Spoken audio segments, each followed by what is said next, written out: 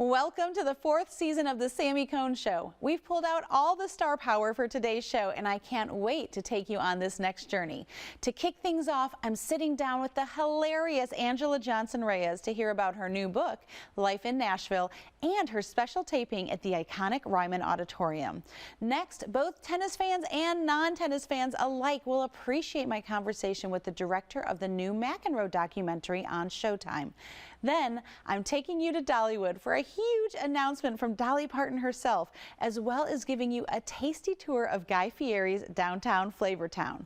Finally, I catch up with Blanca ahead of her album release to reveal how her powerful new song with Dante Bowe came to be.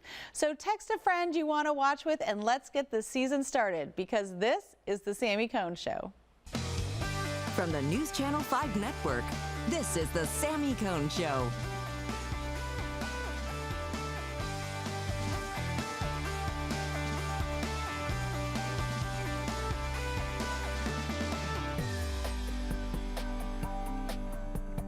No, I didn't know either.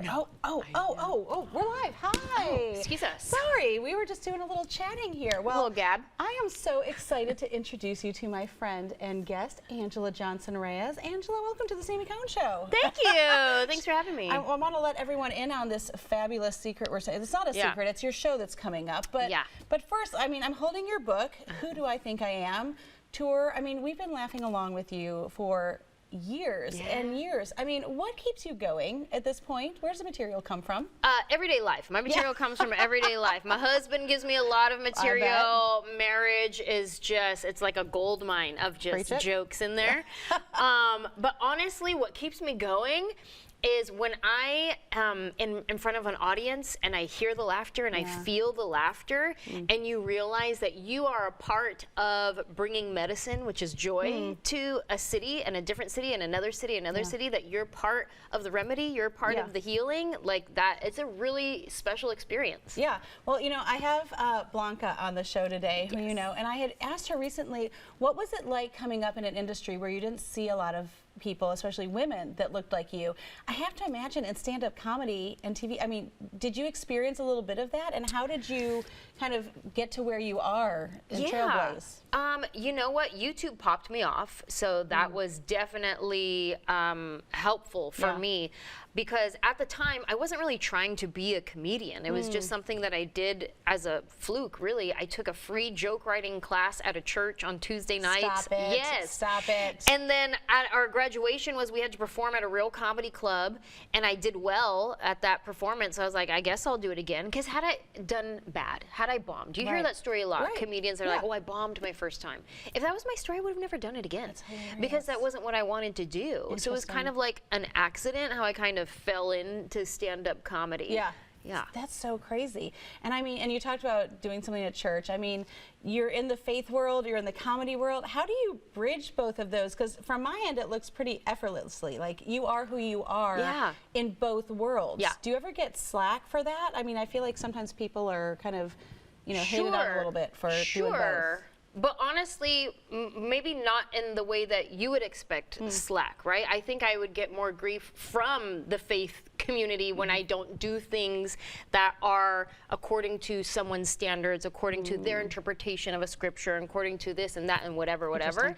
So I feel like it's easy when you just do you and do you well, and you show up not trying to please anyone, not trying to please your congregation, your pastor, your parents, or whoever, but just trusting your relationship with God and trusting yourself, knowing that you will always disappoint someone. You will always say something that this person was offended by, or this person thought that was not of the Lord, or this person thought whatever. So you're always going to disappoint somebody. So I feel like it's easy for me because I just own who I am. I am who I am, and I'm aware I'm probably going to disappoint somebody at some point, and that's okay. And disappointment is my trigger word. I hate disappointing people. It's definitely been a journey having to get to the place where I am now, where I'm like, I get it. Not everybody's gonna leave happy, and that's okay. Well, that's so healthy. And I mean, your book here, Who Do I Think I Am? Like, did that fuel part of the writing of the books? I would have to imagine that was a hard introspective look to not just be kind of one and done on a stage, but then to put it on paper. Yeah, so I definitely talk a lot about my life, my childhood growing up, my faith journey, how it's evolved, where I'm at today. I talk about everything from dating to my marriage. I put it all out there, and then before it got published, I was going through and I was reading through, and I'm like, ooh, do I really want to share this story? Okay, I guess so, you know. But that's my life. It's my testimony. It's who I am. It's amazing. Well, before we go, you are actually performing at the historic Ryman Auditorium, not once, but twice, on October 1st, and you're filming a special. Before we go, tell us about that and how can people be a part? I am filming my 6th hour special. To clarify, it's not 6 hours of comedy. It's the 6th 1 hour special that I've done. Even though we'd show up for that. Yeah, thank you. And it's October 1st. You got to bring your snacks. Always got to have your church snacks in your purse. But yes, I'll be at the Ryman October 1st doing 2 shows. First show sold out. We have tickets still available for the second show, and come be a part of my taping of my 6th 1 hour special. That's fantastic. Well, we will work on the charcuterie board for the snacks for that, but you heard it here. You can see Anjelah at the Ryman on October 1st, the second show, of course, because it's all sold out. Thank you so much for being a part of this, and make sure you pick up her book, Who Do I Think I Am? Anjelah Johnson-Reyes. Pleasure to have you. Thank you. This year's U.S. Open has definitely been a historic one, and I'm joined by the director of a new documentary about a tennis icon. No, I'm not talking about Serena Williams, but McEnroe, John McEnroe to be exact. And Barney Douglas is joining us right now from the UK. Barney, welcome to the Sami Cone Show. Thanks for having me. It's great to be on. I'm thrilled. I'm a former tennis pro myself, and I think tennis fans and non-tennis fans alike have been glued to Flushing Meadows because of what I said to be a historic year for the U.S. Open. Why now have you decided to give this intimate look into John McEnroe with some of this never-before-seen footage and insights? Well, I think the opportunity to tell John's story came up a couple of years ago. So obviously, had to grab that opportunity with one of the icons of the game and an American icon as well. And obviously to release it around the US Open is perfect because the eyes of the world are on New York, the eyes of the world are on tennis.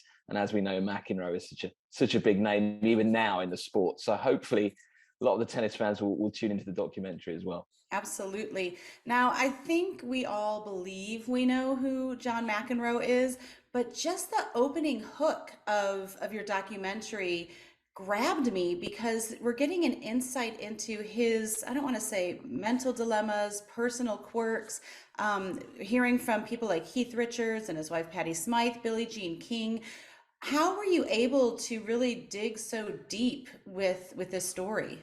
Well, firstly, I think that was the point of making the film, wasn't it? We needed to hear more from John about what went on inside his head rather than obviously just on the court. So that gave us a fresh new angle on this film.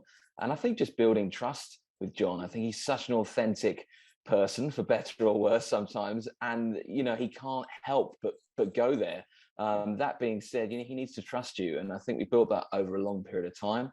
Lots of Zoom calls, lots of conversations, and just really wanted to dig deep and really understand what made John tick. And I think we do that to a level that's never been seen before, I don't think. We have such a level of access, especially to our sports heroes, that we've never had before. That access didn't exist when John was really in his heyday in the late 70s and early 80s. Do you think that helped him or hurt him, would you say? Good question. I think, mental health and the pressures on elite sportsmen is sort of, I think, better documented now. Back then, I don't think it was at all. I think John kind of didn't really understand, I think, a lot of the pressures that he was under himself and why occasionally he broke under that pressure. So I do think there were a lot of challenges for him, but also his temperament, his own brain, the way that worked, the way that saw the world, made it difficult for him to connect with others. And I think that certainly comes out in the documentary. But it is good now that we're starting to understand better that these pressures really do take a toll on players. Yeah, it definitely does. And I think it's more important now than ever to be transparent in that. And so for him to be very frank about the role his father played in his upbringing about he had to be the best. He said if you wanted a perfectionist home, look no further than the home he grew up in. Even I think it was his wife saying that he may be, on the spectrum to a degree, and looking at the chess moves that he saw in his head. What do you think John has learned? What would John say if there was one takeaway from who he was on court to who he has come to know himself as now? I mean, I think that's a really good question. I think for John, the making of the film was a learning process. I think things were coming out that he was talking about that I don't think he'd ever really considered, in particular, as you mentioned, the relationship with his father. And that was really built on the way they found a connection was success. His success on the court. I mean, if he didn't get it, he really struggled with that relationship. I think what he's taken away from this whole process is to not make the same mistakes with his own kids, really. He doesn't blame his father for anything. They had there was a loving relationship to a point, but they expressed it through success. They expressed it through achievement. And I think what he's learned with his own kids is to perhaps not do the same thing and to try and just be there as a compassionate father and get real loving connections with people, not based on maybe what your achievements are. I was going to ask you, what do you hope tennis fans and non-tennis fans will take away? But I think you just said it right there. It's a universal message. Is there anything else that you hope people will walk away from this, in a way as a love letter that you created, really? Oh, it's really kind. I think for me, just a bit of compassion and a more empathetic view of McEnroe and understanding perhaps him a little better. I think sometimes, certainly throughout his life, he has been misunderstood and sometimes that's his own fault. But I do think a bit more compassion for him, I think would be interesting. And also just, that success and everything isn't the be all and end all. It's actually the connections we make along the way. And I think, I think those are the kind of messages that the film throws up. So well said. Barney Douglas, thank you for joining us. You can stream McEnroe, the documentary, on Showtime now. Of course, the finale of the U.S. Open is coming up as well. Barney, thank you so much for joining us today. Pleasure. Thank you. I'm at Dollywood today with Dolly Parton herself for a special announcement. We just got to see Dolly dressed as a park ranger. Why, you might ask? $150 million of their $500 million pledge is going towards a new family coaster in Wildwood Grove. If you know about Dollywood at all, then you know that Wildwood Grove is their award-winning family area, but not all of the rides there can be enjoyed by the whole family. It's great for the little ones, but we're missing those big coasters. Well, coming in 2023, you're going to see one of the most exciting coasters, the largest, the longest at Dollywood. How long has this been in the making? So we've been talking about this concept of another family adventure that Big Bear Mountain is really started 2 years ago. It's going to pay off very, very well in 2023 for families. We think it's going to be an exciting opportunity for mom and dad, grandma and grandpa, and all of the kids to be able to ride together in an adventure experience. Yeah, I'm so excited about Big Bear Mountain, the largest roller coaster in Dollywood history, really focused on families because we want to be the #1 family destination in the United States. Can I just speak to like the 10-year-old Eugene for a second? What is it like to stand next to Dolly Parton? Yeah, it's mind-blowing if you think about what she means to this country and what she has done with her career. It can be very intimidating, but honestly, the way she makes me feel, it's like talking to one of my older sisters. She's put me at ease very much. What do you think it is about her that not only endears her to everyone that doesn't know her, but keeps people coming to Dollywood year after year? Yeah, I think it's what she really thinks about: family, faith, and doing good for the community in which she lives. Those three things have been important to her for her entire career. Dolly teased a special coming up this Christmas. Can you tell us just a little bit about it, some of the guests, and when we can expect to see that? We will begin filming an NBC movie that will air during the holidays called Dolly Parton's Magical Mountain Christmas. I mean, it's a 2-hour medley of music. There are great guests like Willie Nelson and Billy Ray Cyrus and Miley Cyrus and Zach Williams and Jimmy Allen and Jimmy Fallon. It's going to showcase the park beautifully because we have about 20 locations across the park in which we're shooting. It's going to be a great holiday adventure for Dolly to explore and to share with the guests who watch it on NBC. And no trip to Dollywood would be complete without mentioning the food, especially the new dishes created for the upcoming Harvest Festival. There's a lot of great great offerings here that change out throughout all of our festivals. Speaking of food, while we were in Pigeon Forge, we had to stop at the new downtown Flavortown by Guy Fieri in the Mountain Mile. This 43,000 square foot entertainment center is more than just a restaurant. In addition to the shopping and Guy merch, there is a state-of-the-art arcade. In fact, over 10,000 square feet of fun for everyone in the family. I mean, we could have gotten lost there for hours. I think we may have, but there's really so much more to explore just besides the arcade. In fact, there is a full-service tiki bar, yes, right between the restaurant and the arcade, with drinks and its own delicious bites. Now, of course, the food is amazing. From Guy's famous waffle fries to the bacon mac and cheeseburger, it had everything from meat lovers to vegetarians to enjoy.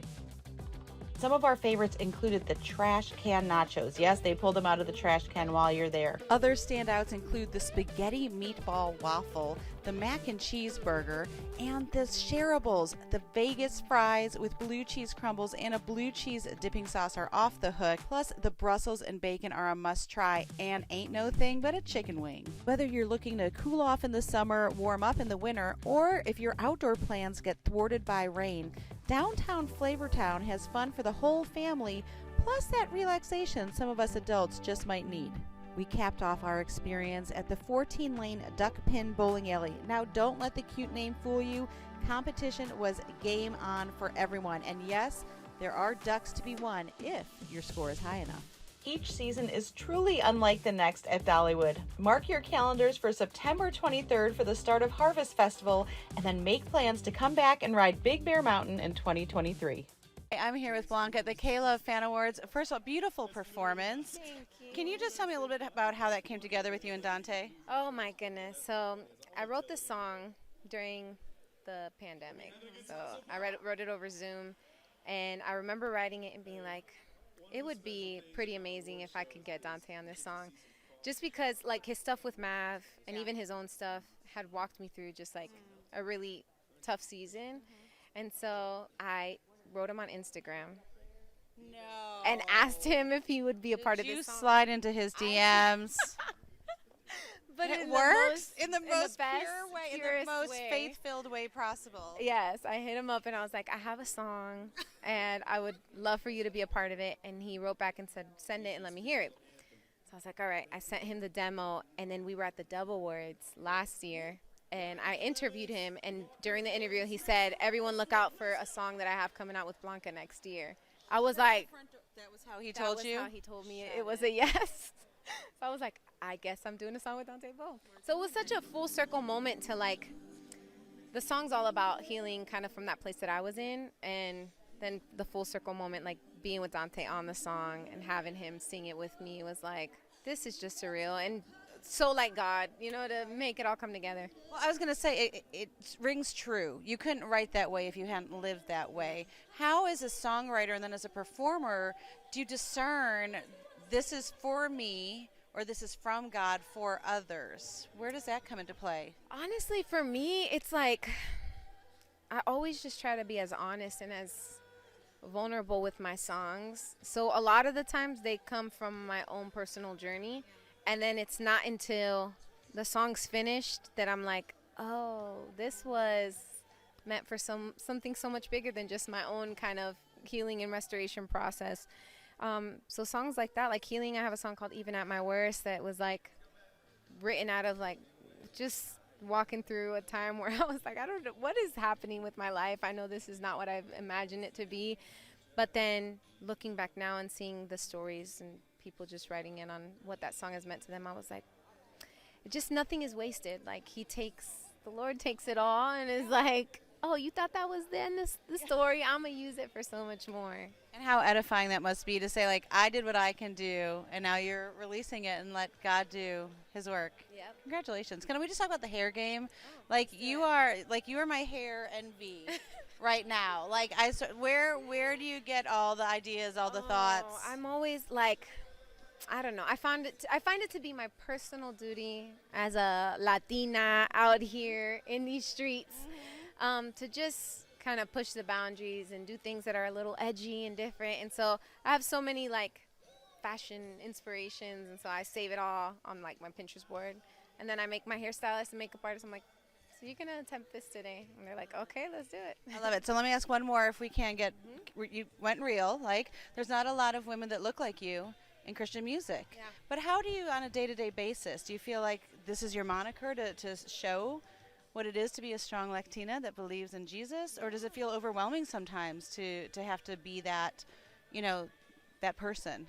I feel like it can feel overwhelming in the sense of like, you feel misunderstood sometimes. Sure. Like just walking into a room, you're like, okay, I look different, or my roots are different, my heritage is different, and so I have to kind of explain it to people here.